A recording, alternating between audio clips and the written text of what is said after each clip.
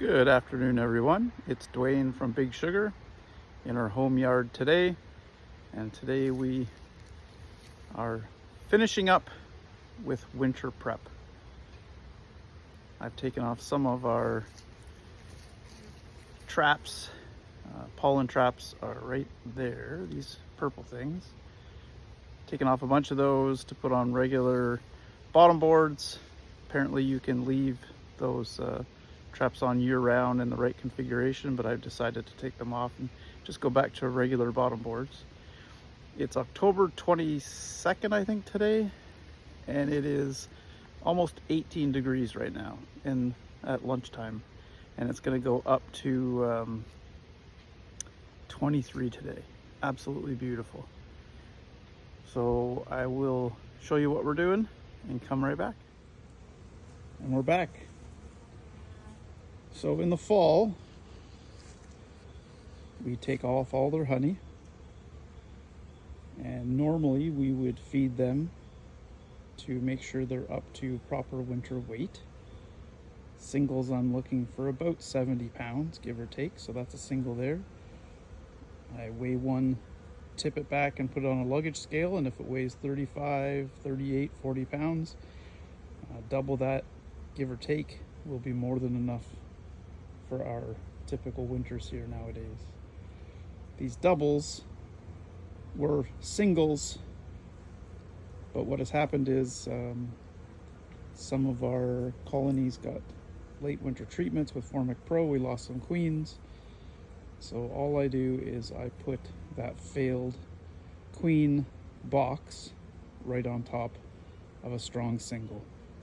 They work it out very quickly, and that top box is now packed with honey, and they have more than enough supply to get them through till spring. Our goldenrod flow this year was fantastic.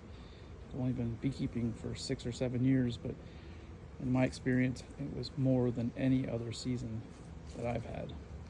So they're packed. We fed very little here to get these colonies up to weight. These are the doubles, and they are completely packed with honey. I went through a couple of the singles yesterday, and there was literally no brood. I had no brood at all. So yesterday, every one of these had an oxalic acid vaporization.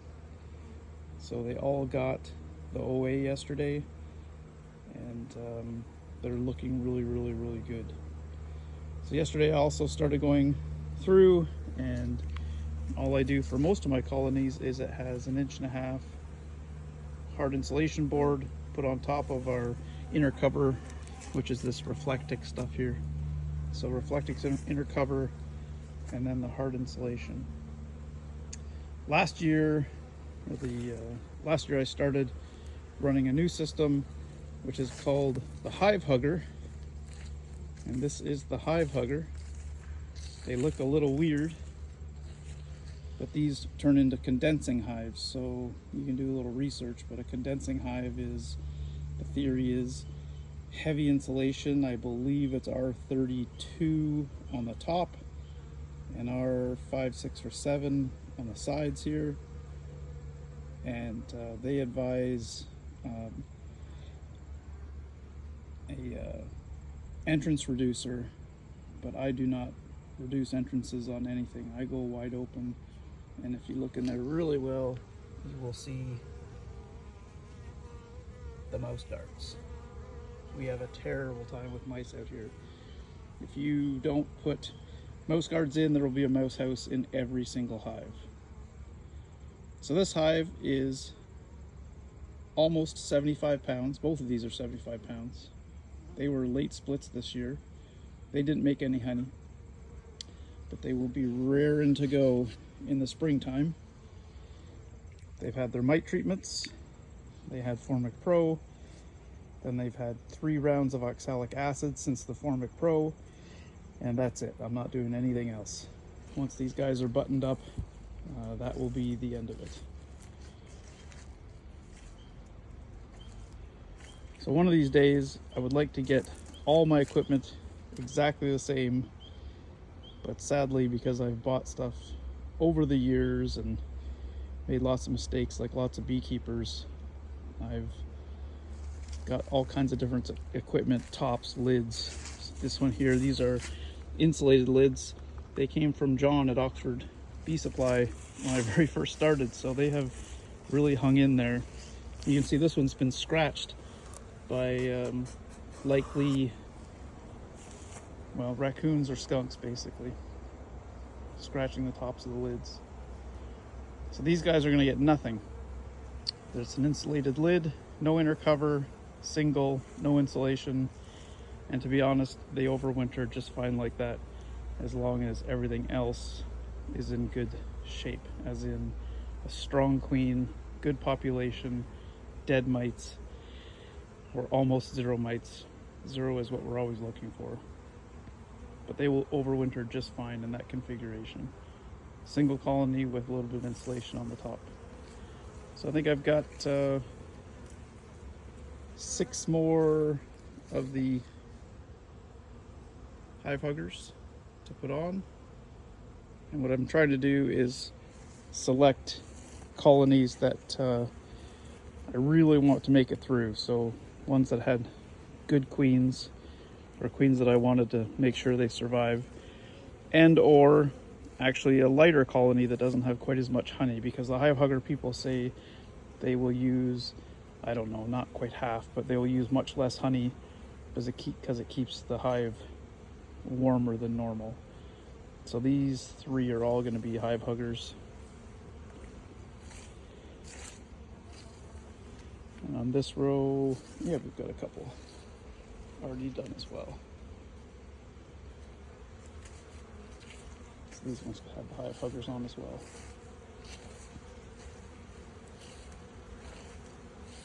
What an amazing day to take advantage and get outside and work your bees. Such a blessing just to get outside and not be freezing cold or rainy. Very little rain lately, which is fantastic. So I do have too many colonies here, but this is basically, they're just overwintering. They're not using any resources. And in the springtime, they will be moved out to a different yard and split down heavily. Lots of activity because it's so warm today, which is great. Could be feeding today if you wanted to be, but they're all at weight. They don't need any feed at all. Yesterday they were bringing in yellow and orange pollen, and yesterday I actually saw a few flowers out. Dandelions. I saw dandelions out yesterday, which is hilarious. It's the end of October. Oh, there it is right there. So one little lonely dandelion. And that might be giving a little bit of pollen. I don't know. But if there's one here, there's definitely going to be more out there somewhere. Anyways, it is absolutely beautiful. It's my favorite time of year. All the bugs I don't like are dead. There's still some wasps around, but not really that many. Nothing to be worried about. The Apimays. So I've got 2 of these Apimay 4x4 framers. So you could have, this could be 8 different colonies running right now. But they're actually now in a configuration where it's 4 frames. So there's 4 frames here on this side, and there's 4 frames on this side, a divider wall, and there's a queen on either side of that. They're very, very strong, and they're insulated. So we'll see. This is my first year trying to overwinter bees in them. But in theory, coming out of winter, you could split them, 2, 3, 4 different ways.